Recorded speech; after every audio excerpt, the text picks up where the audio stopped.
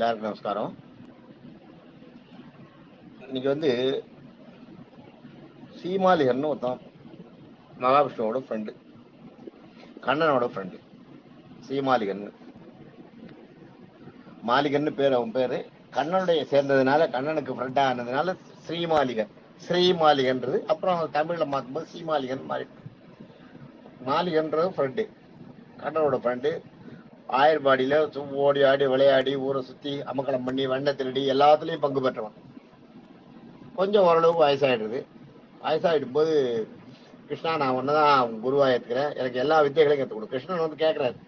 ஆயர்பாடியில இந்த சஷ்டிகளை விட்டு பிரியும் போது கேட்கிறாரு. கிருஷ்ணன் கேட்கிறாரு, யாருக்கு என்ன வேணும்னு எல்லாரையும் கேட்டு கொடுத்துட்டு போறாரு. அதே மாதிரி இவரையும் கேட்கிறார். இவரை கேட்கும்போது இவருக்கு என்ன வேணும்னு சீமாலிகனை கேட்கிறார். சீமாலிகனை கேட்கும்போது சீமாலிகன் வந்து, உன்னுடைய ஆதரவு வேணும், உன்னுடைய நட்பு வேணும், உன் கூட நான் உன்னுடைய நினைவு எனக்கு வேணும்னு எல்லாம் கேட்கல. எனக்கு இந்த பூலோகத்தில் இருக்க அத்தனை ஆயுதங்களோட பயிற்சியையும் கொடு, எல்லா ஆயுதங்களையும் பயிலுறதுக்கு நான் கத்துக்கணும் அப்படின்னு கேட்கலாம். அந்த வாரம் கேட்கலாம் அந்த சீமாலிகன். உடனே சரி கற்றுக் கொடுத்துருறேன், கற்றுக் கொடுத்துட்டேன். இந்த அதுக்கான வரத்தையும் கொடுத்துறாரு. இந்த எல்லா ஆயுதத்தையும் எப்படி வைக்கணும், எப்படி யூஸ் பண்ணுன்றதெல்லாம் சொல்லி கொடுத்துறாரு. எனக்கு எல்லா ஆயுத பயிற்சியும் ஆயிடுது. எல்லா ஆயுத பயிற்சியும் தெரிஞ்ச உடனே இவனாலும் சும்மா இருக்க முடியல. எல்லா இடையும் ஜெயிக்க ஆரம்பிச்சான். ஒத்தத்தையா சண்டை போட்டு ஜெயிக்கிறது, தேவர்களை அசுரர்களை எல்லாரையும். எல்லா ஆயுத பிரயோகமும் தெரிஞ்சு போயிடுது இல்லையா, கிருஷ்ணன் கற்றுக் கொடுத்ததாச்சே. எல்லா ஆயுதங்களையும் பிரயோகம் பண்ண தெரிஞ்ச உடனே தான் தான் பெரிய ஆளுட்டு எல்லாரையும் இது பண்ணா. கிருஷ்ணனாவது அதெல்லாம் வேணா இருக்கு, நான் தான் பெரிய ஆள். மண்டகரை ஏறி போறது, எல்லாரையும் வதைக்கிறான். எல்லாரையும் வதைக்கும் போது என்ன பண்றதுன்னே புரியல. எல்லாரும் போய் பிரம்மா கிட்ட முறையிடுறான். இந்த மாதிரி கிருஷ்ணனோட ஃப்ரெண்டு அவன் இந்த மாதிரி எல்லா ஆயுதத்தையும் கத்துட்டு இப்ப எல்லாரையும் எடுத்து பண்றான், எல்லாரையும் ஒத்தரையா அது பண்ணிட்டு வரான், அழிச்சுட்டு வரான். அதனால இந்த சீமாலிகனை என்ன பண்றதுன்னே புரியல. நாட்டோட நிலைமையே ஒரு மாதிரி ஆயிடுச்சு. எல்லாரும் தேவர்கள்லாம் அஞ்சு பயப்படுறா. ஊர்ல இருக்க எல்லாரையும் ஜெயிச்சுன்னு வரான் இவன். நல்லபடியா கத்துக் கொடுத்த வித்தியை யூஸ் பண்ணிக்கல அப்படின்னு பிரம்மா கிட்ட போய் சொல்றேன். பிரம்மா யோசனை பண்ணி பாக்குறாரு. பிரம்மா வந்து இதை நான் ஒன்றும் பண்ண முடியாது, இது மகாவிஷ்ணு கொடுத்த வரம். அதனால இதுல வந்து நான் போய் அந்த வரத்தை மாற்றவும் முடியாது. அவனுக்கு இருக்கிற அந்த வில்வித்தையெல்லாம் மறக்கடிக்கணும், அவனுடைய அந்த வித்தைகளையெல்லாம் மறக்கடிக்கணும். இல்ல அவனை ஜெயிக்கணும், ஜெயிச்சா அவனை கொல்லணும். இது ஜெயிக்கிறது கொல்றது வந்து யாராலையும் முடியாது. ஏன்னா கிருஷ்ணன் கத்து கொடுத்துருக்கான், எல்லா வித்தையும் கிருஷ்ணன் கத்து கொடுத்துருக்கான். கிருஷ்ணன் கத்து கொடுத்த வித்தைகளை அவன் கத்துட்டு இருக்கான் போதே அவனுக்கு மிகப்பெரிய குரு கிருஷ்ணன். அவனுடைய குரு கிருஷ்ணன் இருக்கிறதுனால அந்த குரு கத்து கொடுத்த வித்தைகளை யாராலையும் என்னாலையும் ஜெயிக்க முடியாது. ஈஸ்வரனாலையும் பரமசிவனாலையும் ஜெயிக்க முடியாது, ஈஸ்வரனாலையும் ஜெயிக்க முடியாது அவனை. ஏன்னா மகாவிஷ்ணு கத்து கொடுத்த வித்தைகள் அவருக்கு ஃபுல்லா கையில இருக்கு. அவனை ஒண்ணும் பண்ண முடியாது, யாருமே ஒண்ணும் பண்ண முடியாது. இது வந்து மகாவிஷ்ணுவே ஏதாவது பண்ணா உண்டு, அவரே வேணா ஏதாவது பண்ணலாம் அப்படின்னு சொல்லி பிரம்மா சொல்லிடுறார். இதை யாரும் ஒன்றும் பண்ண முடியாது, இவன் நடக்கிறதுக்கு நீங்க மகாவிஷ்ணு தான் வழி சொல்லணும், அவர்கிட்ட தான் கேட்கணுன்ற. இவன் எல்லாரும் ஓடி வரா. மகாவிஷ்ணு கிட்ட வந்து கேட்கிறேன், இந்த சீமாலிகன் நீங்க இந்த மாதிரி வரம் கொடுத்துட்டு அவன் வந்து அவனை நீ கொடுத்த வரதால கிருஷ்ணா இப்ப அவன் எல்லாரையும் அழிச்சுட்டு இருக்கான். அசுர தேவர்கள் 7 லோகத்தையும் ஜெயிச்சுட்டான், எல்லாரையும் ஒரு போராடலாம் ஜெயிச்சுட்டு போயிட்டே இருக்கான் அவனுக்கு இருக்கிற வில்லி தயால. இதை எப்படி நம்ம கண்ட்ரோல் பண்ணதுன்னு தெரியல, இது மாதிரி பண்ணிட்டியே கிருஷ்ணான்னு கேட்கிறேன். அவன் என்னுடைய நண்பன், அவன் நான் எங்க கையால அழிக்க மாட்டேன், நான் அழிக்க கூடாது, அதை பண்ணக்கூடாது. வேற யாராவது ஒரு தெரிஞ்சவங்க அழிக்க முடிஞ்சவங்க அழிச்சுங்க, அழிக்கிறவங்க அழிக்கட்டும்.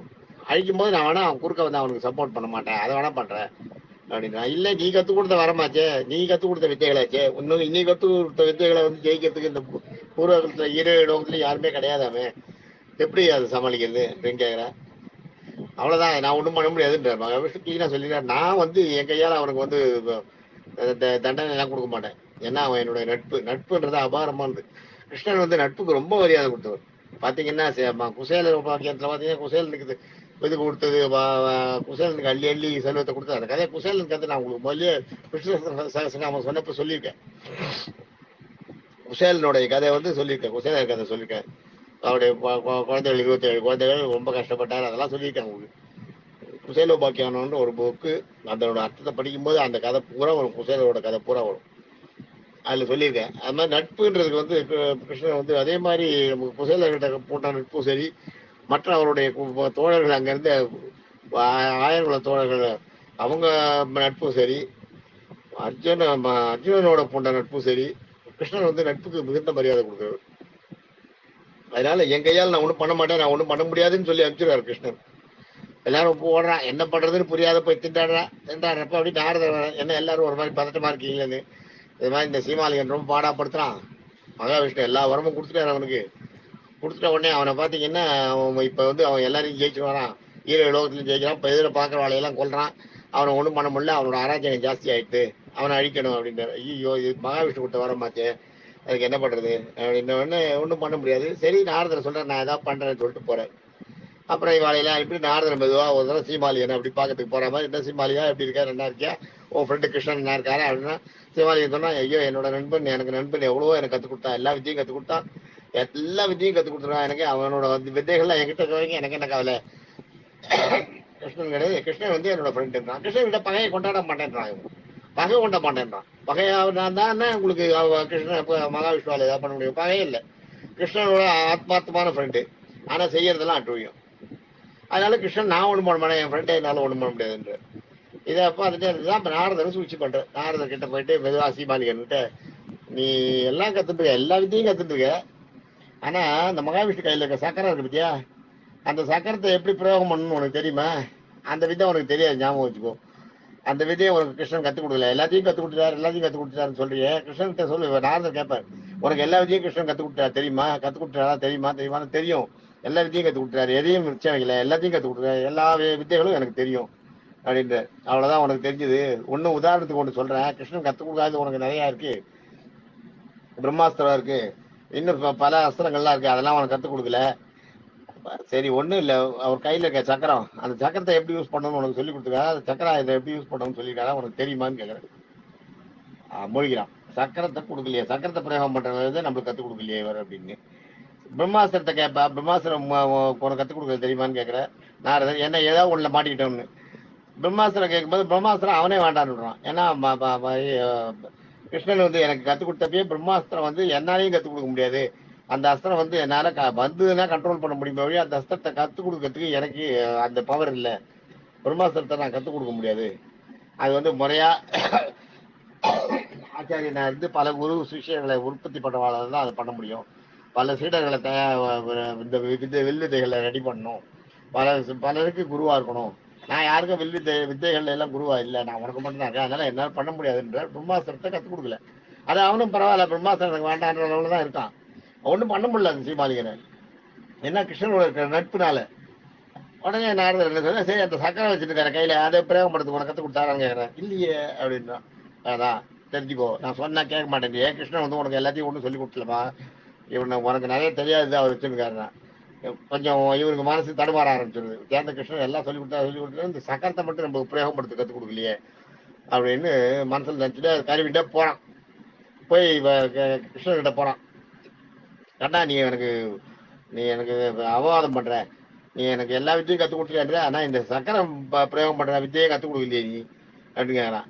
இல்ல அது உனக்கு வேண்டாம், சக்கரம் என்னோடது, என்னுடைய ஆயுதம், அது என்கிட்டயே இருக்கட்டும், அதை வந்து பிரயோகம் படுறதுக்கு நீ கத்துக்கிறதுன்றது சரியா இருக்காது, அது வேண்டாம் உனக்கு அப்படின்னா. அதை நீ தப்பா பண்ணிட்டேன்னா உன் தலையை அர்த்தம் பண்ணாத, அது மாதிரி அது வேண்டாம் அப்படின்ட்டேன்.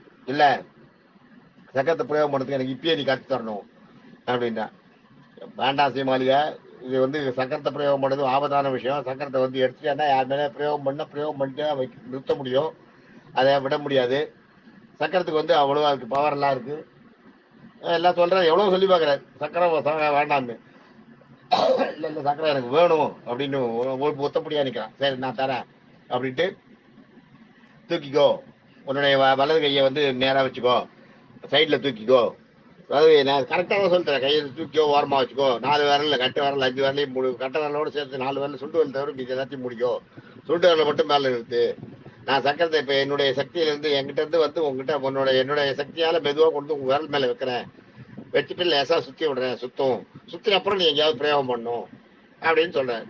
சரின்னு அவனுக்கு கேட்டுக்கிறான், எல்லாத்தையும் கேட்டுக்கிறான், அண்ணா கேட்டுக்கிறான். கேட்டு சக்கரத்தை கயத்துல வைக்கிறான். சக்கரத்தை கொண்டு அவரோட மகாவிஷ்ணு தன் சக்கரத்தை தன் கையில சக்கரத்தை ஆழ்வாரை வந்து துதி பண்ணி சக்கரத்தை மெதுவா வந்து சீமாலிகன் கையில போய் உட்காரு அப்படின்னு வேண்டிக்கிறார் மகாவிஷ்ணு மனசுக்குள்ள. அது வந்து சக்கரம் வந்து சீமாலிகன் கையில வந்து அழகா அப்படியே உட்காருறது நிக்கிறது. அப்புறம் சொல்றாரு கிருஷ்ணன் இவங்கிட்ட, இந்த சக்கரத்தை சுத்த விடணும், சுத்தினாதான் பறக்கும், பறந்து போய் எதிரியை கொள்ளும், அதனால சுத்திர மந்திரத்தை சொல்றேன் கேட்டுக்கோ அப்படின்ற கத்துக்கிறான். சுத்திர மந்திரத்தை கத்துக்கிறதுக்கு சொல்றான் பத்தியா. சொல்லும் போதே இப்ப நீ சொல்லிடாத, சக்கரம் சுத்த ஆரம்பிச்சிடும், இப்ப நீ சொல்லாதன்னு சொல்றான். ஏன் சக்கரம் சுத்தத்துக்கு தான் நான் உங்ககிட்ட கத்துனேன், சுத்தணும் எனக்குன்ட்டு மந்திரத்தை சொல்லிடுறான். சொன்ன உடனே சக்கரம் சுத்த ஆரம்பிச்சிருது. சுத்த ஆரம்பிச்ச உடனே கை எடுத்துறது, அந்த சக்கரம் சுத்துற வேகம், அதுக்கு இலக்கு என்ன சொல்றதுன்னு தெரியல. இலக்கு போயிட்டு அது வரும்போது அதை நிறுத்தணும். அப்ப என்ன சீமாலிகா இது மாதிரி பண்ணிட்டியே, இவனோட வெயிட், இவருக்கு வெயிட் தாழ முடியல, சக்கரத்தோட வெயிட் சுண்டு வரல, பூரா வெயிட் உட்காந்துட்டு சக்கரம் சுத்த ஆரம்பிச்சிருது. சுத்திர மந்திரத்தை தெரிஞ்சின உடனே சூத்திர மந்திரத்தை அப்ளை பண்ணிட்டான். அப்ளை பண்ணிட்ட உடனே அது நிறுத்துற மந்திரம் தனியா இருக்கு, அது நிறுத்துற மந்திரத்தை கத்துக்கல. அதுக்குள்ள கையில வரல சுத்த ஆரம்பிச்சிருது சத்திரம். சக்கரம் என்ன பண்றதுன்னு தெரியல இவனுக்கு. அந்த சக்கரம் பக்கத்துல சுத்துறான். அவ்வளவு பெரிய மகாவிஷ்ணுவோட சக்கரம் என்ன பவர்ஃபுல் இது. அது பக்கத்துல சுத்தும் போது அந்த சத்தம் இவனுக்கு தலை சுத்தல் வந்துருது. இவனால நிற்கவே முடியல, அதை பிடிச்சிட்டு தலையை சுத்துறது, மயக்கம் வருது. உடனே சீமாலிகன் சொல்ற, சீமாலிகா நிறுத்துற சக்கரத்தை மந்திரத்தை சொல்றேன் கத்துக்கோ, சீக்கிரம் நிறுத்துற மந்திரத்தை கத்துக்கோ, நீ கையை கிட்ட கொண்டு வர, கையை கொஞ்சம் தூரமாவே வச்சுக்கோன்ற. அவனால முடியல, அவன் மயக்கம் வருது இல்லையா. மயக்கம் வந்து அப்படியே தடுமாறான். தடுமாறும் போது அந்த விரல் நகர்ந்து, அவனோட கை நகர்ந்து கிட்ட வந்துடுது. சீமாலியோட கழுத்துக்கு வந்துடுது சக்கரம். கழுத்தை அறுத்து தள்ளிடுறது. அறுத்து தள்ளின அப்புறம் அது வந்து மகாவிஷ்ணு அது சக்கரத்தை வாங்கி விடுறார். வாங்கி அவர் கையில வச்சுக்கிறார். புலம்புறார் சீமாலிகிட்ட, நீ என்னுடைய அருமையான நண்பனாச்சே, உண்மையாவே புலம்புறார், நீ நல்ல நண்பனாச்சே, நீ வந்து எதுக்கு இந்த சக்கர பிரயோகம் வேண்டாம் உனக்கு, நீ கத்துக்காதன்னு நான் எவ்வளவு சொன்னேன், நீ கத்துட்டியா, முழுசா கத்துட்டியா, முதல்ல வந்து நிறுத்துற மந்திரத்தை கத்துட்டு அப்புறம் நீ விடுற மந்திரத்தை கத்துட்டு ரெண்டையும் என்ன கத்துட்டு அதுக்கப்புறம் விட்டுட்டு நிறுத்தத்துக்கு கத்துக்கணும் இல்லையா, அதை நீ பண்ணலையே. சக்கரத்தை நிறுத்துற மந்திரத்தையும் சக்கரத்தை வந்து மறையிற மந்திரத்தையும் நீ கத்துக்கணும் இல்லையா, அதுக்குள்ள பண்ணிட்டியே, இந்த மாதிரி பண்ணிட்டியே. கிருஷ்ணன் உண்மையாவே புலம்புற. ஆக நாரதர் வந்து அந்த இடத்துல சொல்ற, நீ வந்து சீமாலிகன் செத்து போயிட்டான் நீ அழற, ஆனா இந்த சீமாலிகன் வந்து செத்ததுனால எவ்வளவு பேர் சந்தோஷமா இருக்கா தெரியுமா, நீ ஒத்தந்தான் அழுதுட்டு இருக்க நட்புன்றதுனால, வேற யாரும் அழல, எல்லாரும் என்ன சந்தோஷமா இருக்கா. ஏன்னா இவன் அவ்வளவு கெடுதலை வாழ்க்கைலாம் பண்ணிட்டான். அவனுடைய கெடுதலுக்கு அவனுக்கு நான் அனுபவிக்கணுன்றதுக்காக தான் நான் அவனை வந்து இது மாதிரி உங்ககிட்ட வந்து சக்கரத்தை கேட்க சொன்னேன். நான் தான் அவனுக்கு அதை சொன்னேன், சக்கரத்தை கேளு, சக்கரத்தை பிரயோகம் பண்றதை கத்துக் கொடுக்கலையேன்னு. சீமாலிகன் வந்து அவசரப்பட்டு கத்துட்டு அவன் உயிர் போகணும் தான் நாங்கெல்லாம் வேண்டியோம். உங்ககிட்ட வந்து எவ்வளவு கேட்டோம், நீ நான் கொல்ல மாட்டேன்ட்ட. இது வந்து நீ கொல்லல, சக்கரத்தை அவன் கையில வச்சுட்டு அவனாவே சத்தான். தெரியும் மகாவிஷ்ணுவுக்கும் தெரியும், அது நானே சத்தான்றது மகாவிஷ்ணுவுக்கும் தெரியும். அதுதான் பாத்தீங்கன்னா விஷ்ணு சகஸ்ரநாமத்துல பாத்தீங்கன்னா 42 அர்த்தோ அனர்த்தம், அது எந்த 42 42 41 46 விஸ்தார ஸ்தாவர ஸ்தானம், விஸ்தார ஸ்தாவர ஸ்தானம் பிரமாணம் பீஜமௌயம் அர்த்தோ நர்த்தோ மகா கோசோ மகாபோகோ மகாதனக அர்த்தோ அனர்த்தோ பாருங்க. அர்த்தோன்றது வந்து பெருமாளோட மகா கிருஷ்ணனோட வழியை பார்த்து கேட்டு கரையேறினவங்க, அர்த்தத்தோட அவங்க வந்து கரையேறினவங்க. அனர்த்தோன்றது வந்து கரை ஏறாதவங்க, கிருஷ்ணனுடைய வாக்கு சொல்லு, அதாவது கிருஷ்ணனுடைய வாக்கு கேட்காம கரையேறினவங்க. கேட்காமன்னா அவங்களுக்கும் மோட்சத்தை தான் கொடுத்துருக்காரு. ஏன்னா கிருஷ்ணன் கிட்ட ஃப்ரெண்டா இருந்தாருந்த உடனே அவருக்கு மோட்சம் தானே, ஃப்ரெண்டு தானே, ஆனா மோட்சம் தானே. ஆனா வார்த்தையை கேட்காத தனக்கு தானே கெடுதலை வச்சுட்டு அந்த மாதிரி போனாதான் அனர்த்தம். அதுதான் சொல்றாங்க அர்த்தோ அனர்த்தோ. அனர்த்தோன்னு அவருக்கு கிருஷ்ணனுக்கு ஒரு பேர் வர்றதுக்கு காரணம் இதுதான். அதாவது தனக்குத்தானே வினைய தானே தேடிக்கிற மாதிரி ஒரு கெட்டவனுக்கு அந்த அந்த மாதிரி ஒரு சூழ்நிலையை உருவாக்கிறது கிருஷ்ணன் தெரிஞ்சுதான் பண்ணது இது.